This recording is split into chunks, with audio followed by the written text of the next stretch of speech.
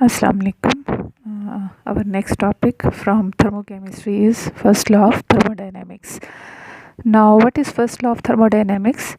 Energy can neither be created nor destroyed, although it may be changed from one form to another. ठीक है, यानी total energy is conserved. Energy ना extra create होती है ना destroy होती है, बट वन फॉर्म से अनदर फॉर्म में कन्वर्ट हो सकती है. ठीक है, या हम सेकंड स्टेटमेंट इसकी क्या कहते हैं, in other words the total energy of the system and it's surroundings is conserved. यानी टोटल एनर्जी जो है वो क्या होती है, कांस्टेंट रहती है, ना क्रिएट होती है ना डिस्ट्रॉय होती है, लेकिन वन फॉर्म से अनदर फॉर्म में चेंज हो सकती है. ठीक है, जैसे देखें फॉर एग्जांपल, इसकी एग्जांपल क्या होगी, आप बल्ब को देख सकते हैं. बल्ब क्या करता है, बल्ब जो है ये कन्वर्ट करता है कौन सी एनर्जी को किस एनर्जी में कन्वर्ट करता है. बल्ब इलेक्ट्रिकल एनर्जी, ठीक है, इसको कन्वर्ट करता है कौन सी एनर्जी में, लाइट एनर्जी में, लाइट एनर्जी में. ठीक है, इसी तरह आप लोगों की बुक में एक और एग्जांपल दी हुई है कि जैसे फॉलिंग बॉल है ना, बॉल ऊपर से नीचे गिरती है, तो जब बॉल ऊपर से नीचे गिरती है तो ये फॉलिंग बॉल जो है ये क्या करता है, ये कौन सी एनर्जी को किस एनर्जी में कन्वर्ट करता है, पोटेंशियल एनर्जी इसको कन्वर्ट करता है, कन्वर्ट्स टू कौन सी एनर्जी, काइनेटिक एनर्जी. ठीक है, अच्छा अब देखिए आपके पास फॉर एग्जांपल बीकर में वाटर है ना. ठीक है, मैं हमेशा वाटर की एग्जांपल देती हूँ, यूनिवर्सल सॉल्वेंट है, इसको अंडरस्टैंड करना इजी होता है. अच्छा, अब ये आपका सिस्टम है. ठीक है, अच्छा अब क्या होता है, सिस्टम जो है वो सराउंडिंग को हीट दे सकता है या एनर्जी दे सकता है, और सराउंडिंग जो है वो सिस्टम को दे सकता है, और टोटल एनर्जी जो है वो क्या होगी, कांस्टेंट रहेगी. ठीक है, द सिस्टम में loss heat energy to the surrounding, और द सिस्टम में gain energy from the surrounding, यानी सराउंडिंग से सिस्टम में भी एनर्जी आ सकती है. ठीक है, लेकिन जो टोटल एनर्जी है वो क्या होगी, कांस्टेंट होगी. कैसे कांस्टेंट होगी, the amount of energy lost by the system that will be equal to the amount of energy gained by the surroundings. तो total energy will be constant. तो यही जो है वो फर्स्ट लॉ ऑफ थर्मोडायनेमिक्स है. ठीक है, कि ना एक्स्ट्रा क्रिएट होती है ना डिस्ट्रॉय होती है, और टोटल एनर्जी जो है वो क्या होती है, कंजर्व्ड रहती है, यानी कांस्टेंट रहती है. ठीक है, अच्छा अब फर्स्ट लॉ ऑफ थर्मोडायनेमिक्स को अंडरस्टैंड करने के लिए हम एक एग्जांपल लेते हैं. फॉर एग्जांपल आपके पास कोई सिस्टम है,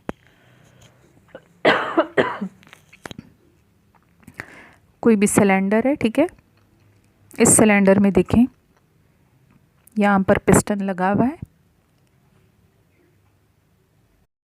अच्छा, अब ये पिस्टन है, ठीक है, मूवेबल पिस्टन है, फिक्स पिस्टन नहीं है, मूवेबल है, मूवेबल पिस्टन है, और इसमें यहाँ पर कोई भी गैस है, राइट. अच्छा, अब क्या करते हैं आप इसको हीट क्यू सप्लाई करते हैं. हीट को हम क्यू से डिनोट करते हैं. तो जब आप इसको हीट क्यू सप्लाई करेंगे तो यहाँ पर जो अंदर गैस मॉलिक्यूल्स हैं उनकी काइनेटिक एनर्जी इंक्रीज़ हो जाएगी. तो सिर्फ काइनेटिक एनर्जी नहीं, उनकी ट्रांसलेशनल रोटेशनल सारी एनर्जीज इंक्रीज़ हो जाएंगी. तो हम क्या कहेंगे कि यहाँ पर जो गैस मॉलिक्यूल्स हैं उनकी इंटरनल एनर्जी इंक्रीज़ हो जाएगी. ठीक है,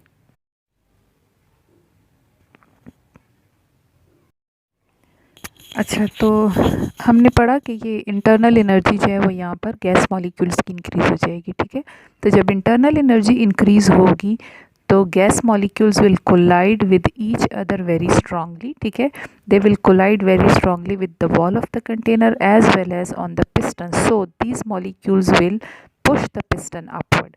तो ये पिस्टन देखें अपनी जगह से हिलकर ऊपर चला गया है. ठीक है, यहाँ पर वॉल्यूम V1 था, अब वॉल्यूम V2 हो गया है. तो वॉल्यूम चेंज होने का क्या मतलब है कि वर्क इज़ डन, और work is done against the surrounding, यानी यहाँ पर हम क्या कहेंगे कि work is done by the system on the surrounding. ठीक है, तो फुल हमने यहाँ पर फर्स्ट लॉ ऑफ थर्मोडायनेमिक्स कैसे अप्लाई किया। हम कहते हैं when a heat Q is applied to a system, as a result the internal energy of the gas molecules increase, and when the internal energy of the gas molecule increase, so we say that work is done। अब work कैसे done हुआ, क्योंकि volume increase हो गया है, तो जब volume change हो जाएगा ना तो हम कहेंगे कि वर्क इज़ डन। ठीक है, तो यहाँ पर work is done against the surrounding, यानी work is done by the system on the surrounding.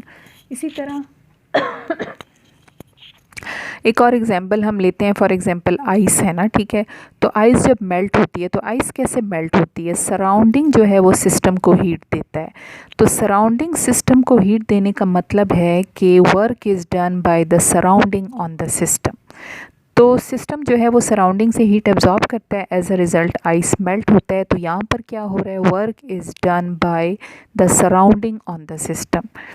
तो फर्स्ट लॉ ऑफ थर्मोडायनेमिक्स की मैथमेटिकल इक्वेशन इस केस में हम क्या लिखते हैं, delta E is equals to Q minus W. और इस केस में हम फर्स्ट लॉ ऑफ थर्मोडायनेमिक्स की मैथमेटिकल इक्वेशन लिखते हैं, delta E is equals to Q plus W. ठीक है, आप लोगों ने जो ये वर्क डन है ना, इसका साइन आप लोगों ने याद रखना है। वर्क के साथ हम माइनस साइन भी लगा सकते हैं, वर्क के साथ हम प्लस साइन भी लगा सकते हैं। ठीक है, माइनस कब होगा, when work is done by the system on the surrounding, और वर्क प्लस कब होगा, when work is done by the surrounding on the system. ठीक है, अच्छा इसी तरह से हीट जो है उसके साथ भी हम नेगेटिव साइन भी लगाते हैं, हीट के साथ हम पॉजिटिव साइन भी लगाते हैं। जब हीट इवॉल्व होती है तो हीट इवॉल्व होने में हम क्यू के साथ कौन सा साइन लगाते हैं, नेगेटिव। और जब हीट एब्जॉर्ब होती है, ये तो आप लोगों ने कल एक्सोथर्मिक एंडोथर्मिक में पढ़ा भी है, पॉजिटिव। ठीक है, तो पॉजिटिव जो है वो हीट एब्जॉर्ब के लिए होता है। लेकिन मैथमेटिकली जो हमने इक्वेशन लिखी है ना, इसमें हम हीट के साथ नेगेटिव और पॉजिटिव नहीं लगाते हैं। ये देखिए, हमने दोनों साइड पर हीट को पॉजिटिव ही रखा है। तो वो ये है ना कि वो जब आपको न्यूमेरिकल्स में दिया जाता है तो फिर न्यूमेरिकल्स में हम वो वैल्यू, जैसे अब 5 किलो कैलोरीज हीट है तो हम वहाँ पर फिर उसके साथ नेगेटिव और पॉजिटिव लगा लेते हैं।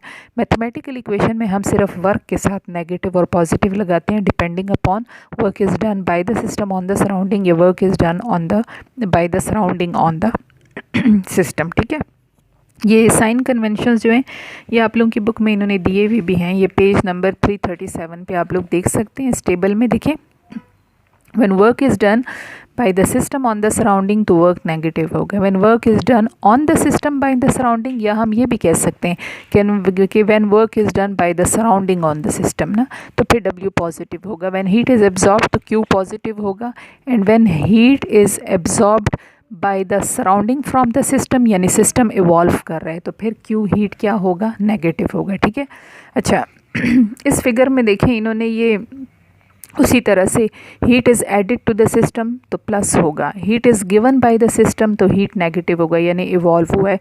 Work is done by the system तो नेगेटिव होगा, and work is done on the system, ये बाय नहीं है, इन्होंने दोनों जगह बाय लिखा है, ये होगा work is done on the system यानी बाय द सराउंडिंग, या आप ये भी लिख सकते हैं work is done by surrounding, तो फिर जो है वो W क्या होगा, पॉजिटिव होगा। ठीक है, तो हम फर्स्ट लॉ ऑफ थर्मोडायनेमिक्स को दो तरह से लिख सकते हैं, delta E is equals to Q minus W या delta E is equals to Q plus W, depending upon work is done by the system या work is done on the system. ठीक है, अच्छा तो ये सारा था फर्स्ट लॉ ऑफ थर्मोडायनेमिक्स के बारे में। ठीक है, अच्छा नेक्स्ट इसी से रिलेटेड जो है वो हमारा जो नेक्स्ट टॉपिक है इसी से रिलेटेड वो है प्रेशर वॉल्यूम वर्क, यानी हमने यही जो फर्स्ट लॉ ऑफ थर्मोडायनेमिक्स की इक्वेशन हमने अभी डिराइव की है ना, तो इसी में अब हमने वर्क को एक्सप्लेन करना है कि ये वर्क जो है ये किसके इक्वल होता है, तो वो वैल्यू फिर हम वहाँ पे पुट करके फाइनल इक्वेशन बना लेंगे। ठीक है, अब देखें ये प्रेशर वॉल्यूम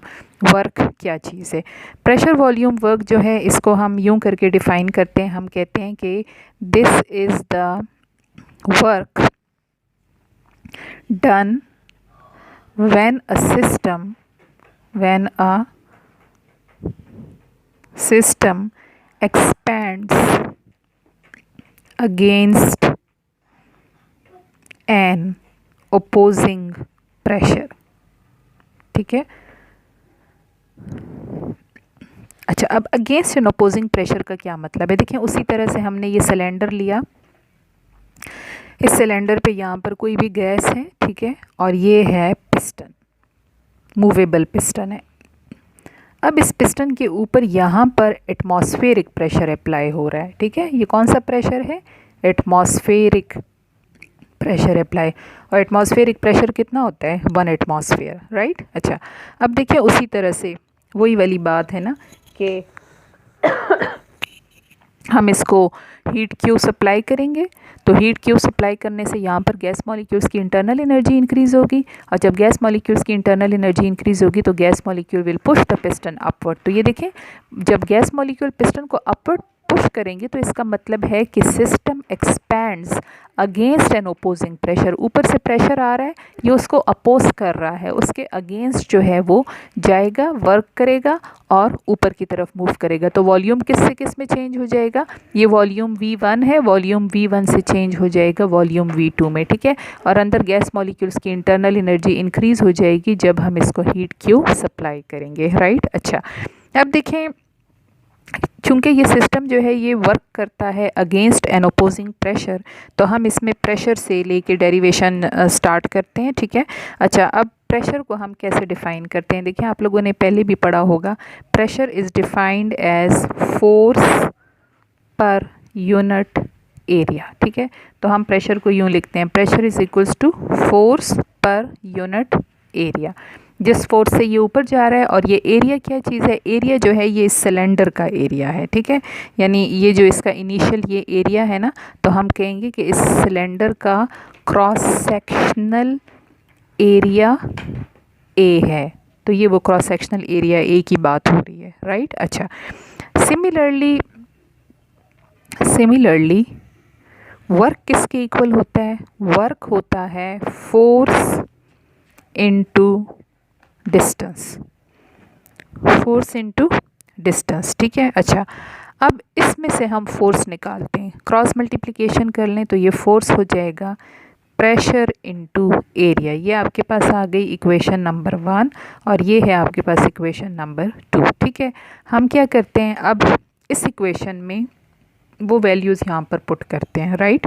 तो वर्क हो जाएगा W is equals to, force की जगह हम ये लिखते हैं प्रेशर इनटू एरिया, और डिस्टेंस की जगह हम क्या लिखते हैं? Delta L। अब ये डेल्टा L क्या चीज़ है? ये देखें, ये डिस्टेंस है, इनिशियली ये जो डिस्टेंस है ना यहाँ से लेके ये, इसको हम L1 कहेंगे, और अब इसने जो है वो डिस्टेंस ट्रैवल किया है ना, ज़्यादा हो गया है, ठीक है। तो ये आपके पास L2 है, तो ये टोटल हम L2 माइनस L1 जो है इसको किस चीज़ से डिनोट करते हैं? डेल्टा L से। तो ये वो डिस्टेंस है, तो ये आपके पास इक्वेशन इस तरह से आ जाएगी।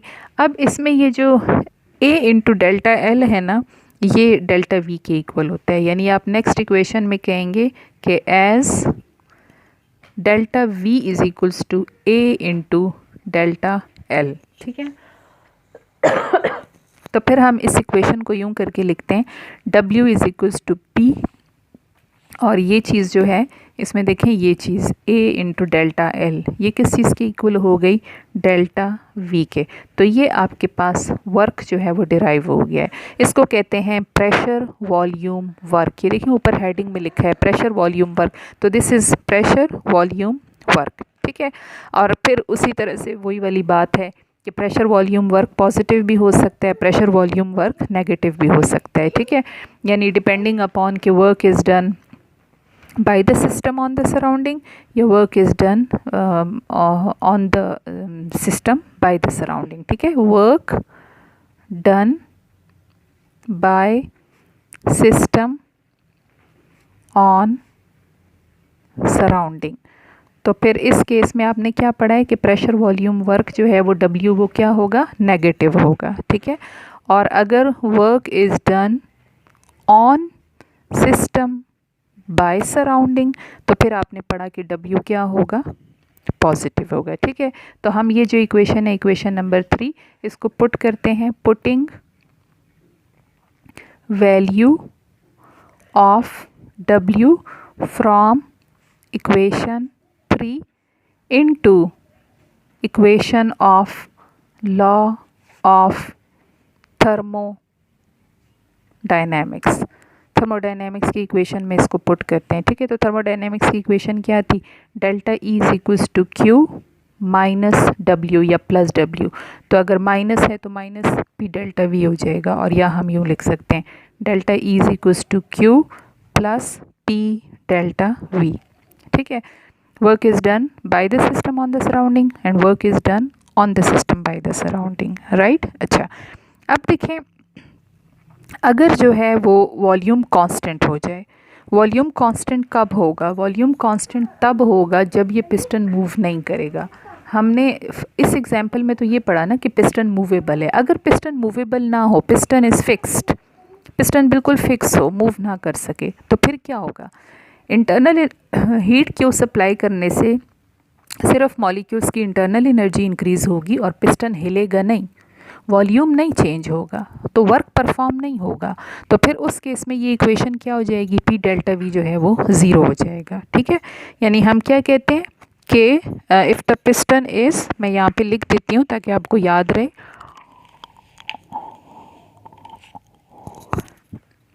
If the piston is fixed, movable नहीं है, फिक्स्ड है, ठीक है। तो फिर क्या होगा, heat given to the system will result only in an increase in internal energy of the gas molecules, ठीक है, but no work is done. Volume change नहीं होगा तो नो वर्क इज़ डन, ठीक है। यानी पिस्टन अपनी जगह से हिलेगा नहीं। तो फिर वो फर्स्ट लॉ ऑफ थर्मोडायनेमिक्स की इक्वेशन जो है, so first law of thermodynamics equation becomes, equation क्या हो जाएगी, delta E is equals to Q minus P delta V. अगर है ना तो ये पी डेल्टा वी ज़ीरो हो जाएगा, क्योंकि चेंज इन वॉल्यूम नहीं आ रहा है।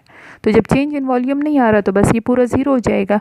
तो आपके पास इक्वेशन रिड्यूस हो जाएगी, delta E is equals to Q, और इसके साथ हम वी लगाएंगे।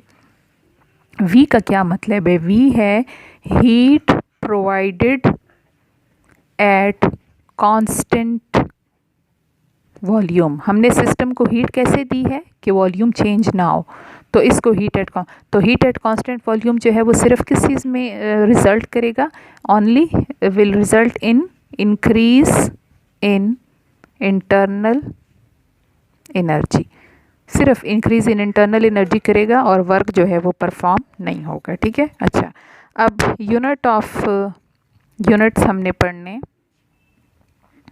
Units of work. वर्क का यूनिट क्या होगा, तो देखिए आपने पढ़ा है वर्क होता है P इंटू डेल्टा वी, ठीक है। अच्छा, अब P प्रेशर जो है वो किसके इक्वल होता है, प्रेशर होता है एटमॉस्फेयर, कॉमनली हम एटमॉस्फेयर में लेते हैं, और डेल्टा वी जो है वो वॉल्यूम है, तो वॉल्यूम जो है वो हम कॉमनली किस में लेते हैं, सेंटीमीटर क्यूब में भी ले सकते हैं, डेसीमीटर क्यूब में भी ले सकते हैं।